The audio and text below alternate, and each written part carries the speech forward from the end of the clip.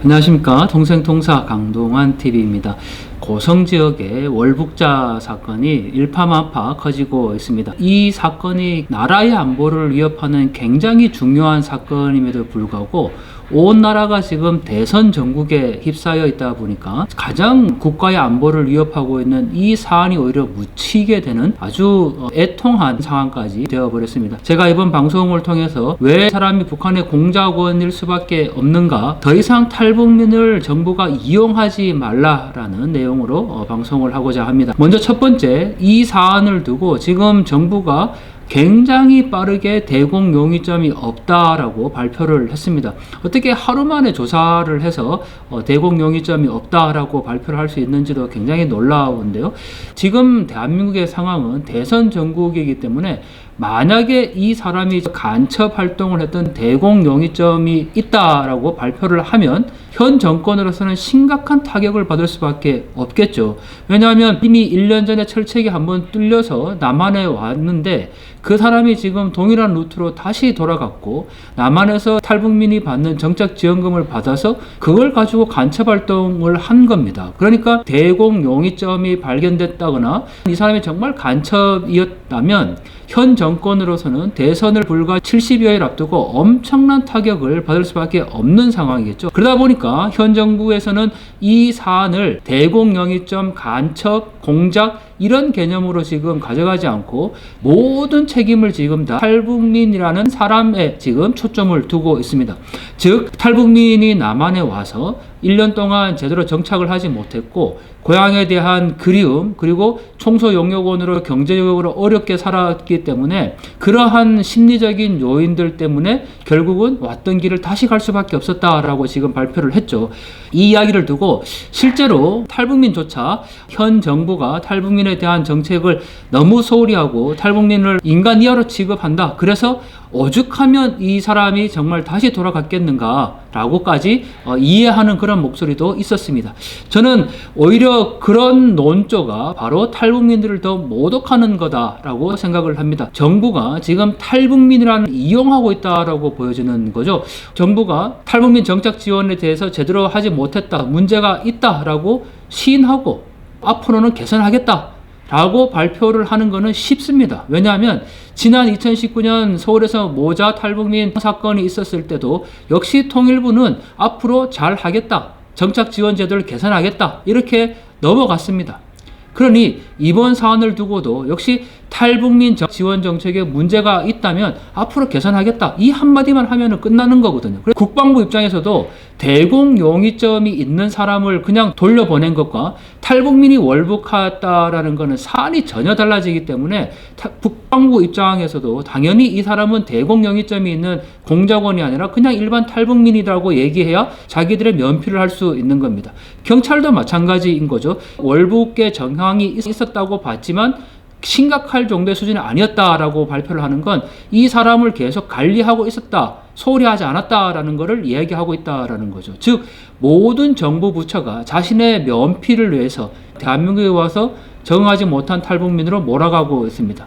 저는 바로 우리가 가장 중요한 부분을 여기서 놓치고 있다라고 생각이 들고 대부분의 언론들이 이 사안을 대공 용의점이나 간첩이라는 것에 초점을 두기보다는 정부의 정착 지원의 문제 여기에만 계속 초점을 맞추고 있는 모습입니다. 여러분 우리가 이 사안이 정말 심각하다라는 것들을 이번에 명확히 알아야 합니다. 첫 번째, 이 사람은 탈북민이 아닙니다. 이 사람은 지금 DMZ를 통해서 남한으로 넘어온 겁니다. 그 루트를 개발을 했겠죠. 그리고 1년 만에 다시 그 루트를 통해서 돌아간 겁니다. 여기서 저희가 오랜 기간 군에서 복무하셨다가 최근에 전역하셔서 북한학 박사를 받으신 유판덕 박사님이라는 분께 자문을 요청을 드렸었는데요. 그분은 군에서 오랫동안 대남 공작에 대한 걸 직접 분석하고 연구했던 분입니다. 그분께서 주신 명확한 증거 하나는 북한의 공작원은 반드시 침투했던 루트로 다시 돌아간다라는 겁니다. 왜냐하면 우리가 상식적으로 생각을 했을 때도 DMZ 안에는 숱하게 많은 지뢰밭이 있고 이중 철책이 GP와 GOP 감시 장비가 놓여져 있습니다. 그런데 그 모든 감시를 뚫고 그 길을 걸어올 때는 사전에 고도로 훈련된 사람이지 않으면 절대 뚫을 수 없는 길인 거죠. 그리고 돌아갈 때도 마찬가지입니다. 물론 이 사람은 자기가 침투했던 길이기 때문에 그 이후에 이 루트를 더 경비를 강화했을 거다라고 생각은 하겠지만 다른 루트를 교육받지 않았기 때문에 결국은 자기가 들어온 그 루트를 통해서 다시 돌아갈 수밖에 없는 상황인 거죠. 오늘 언론을 통해서 CCTV에 포착된 이 사람의 모습이 공개가 되었습니다.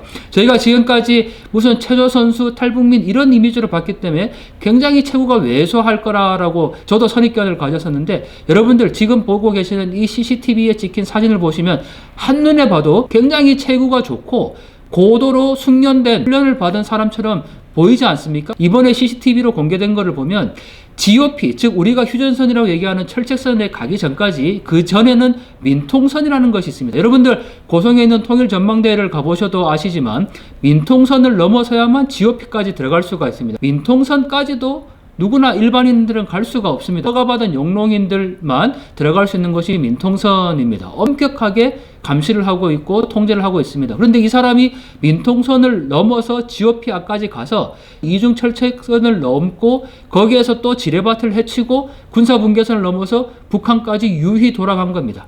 여러분들 이게 일반인들이 가능하겠습니까? 고도로 훈련받지 않으면 절대 불가능한 일입니다. 철책에 설치되어 있는 철조망의 일부를 저희가 입수를 한 겁니다.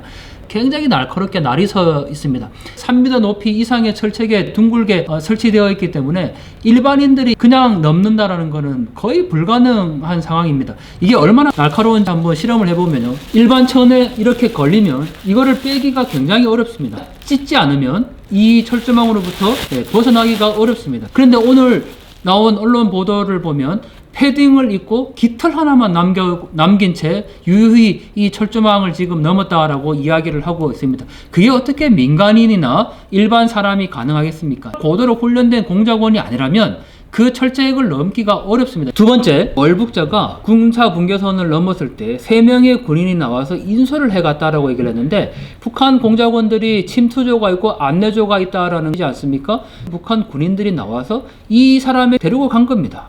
그것은 결국은 사전에 아주 치밀하게 계획되어진 루트라고 밖에 볼 수가 없다라는 거죠.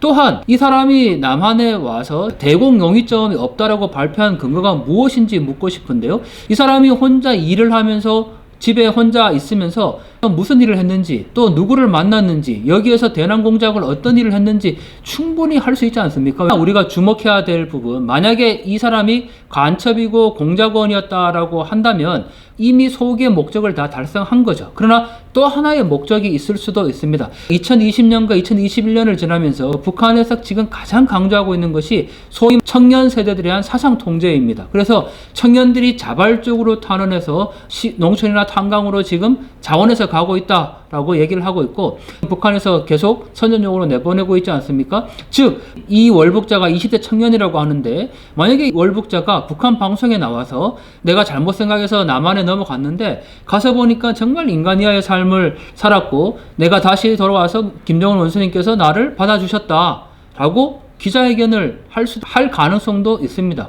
북한 내부적으로 정치 선전을 활용하기는 너무 좋은 거죠. 네, 어쩌면 처음부터 그런 목적으로 사전에 치밀하게 계획되었을 수도 있을 것 같습니다. 지금의 이 사태, 여러분들 제가 만약 대선 후보라면 지금 모든 일정을 중단하고 강원도 고성 이 철책 현장으로 달려가겠습니다. 대선에 나온 사람들이 공통적으로 하는 말이 있습니다. 대한민국을 지키겠다. 대한민국에서 일을 하겠다라는 겁니다. 한 사람이 철책을 뚫고 넘어왔지만 만약 고도로 훈련된 대규모 특수부대가 이 루트를 통해서 들어온다면 대한민국의 목숨이 거의 경각에 달려있는 상황인 거죠.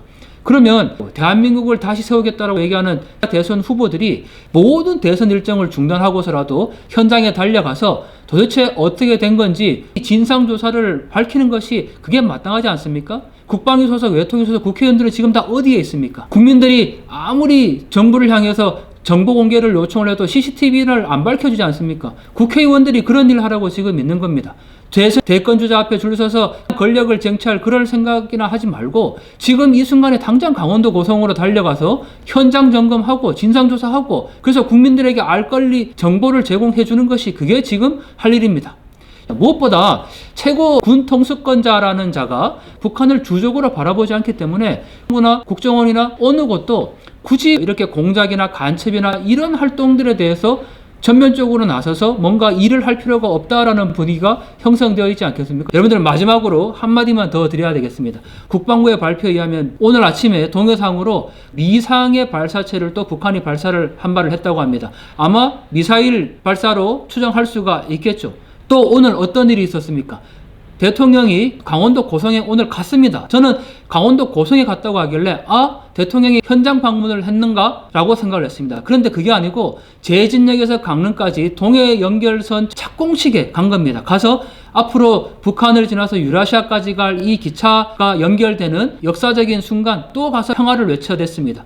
동해안으로 미사일체를 발사하고 휴전선이 지금 뚫려서 마음대로 남북한을 오가고 있는 그런 상황에 대통령이라는 군 최고 통수권자가 이 부분에 대해서는 단 한마디도 하지 않고 그 고성까지 가서 철도 착공식에 테이프를 끊고 축제를 즐기고 있는 그런 모습입니다. 정말 대한민국이 지금 어디에 있습니까? 아니, 대통령이 대한민국의 대통령입니까? 라고 묻기에 앞서 제가 지금 살고 있는 것이 과연 대한민국인가 묻고 싶습니다. 여러분들 지금 어디에 살고 계십니까? 대한민국이 이런 상황입니다. 네, 제 주변의 탈북민들은 지금 또 수많은 악성 댓글에 시달리고 있습니다.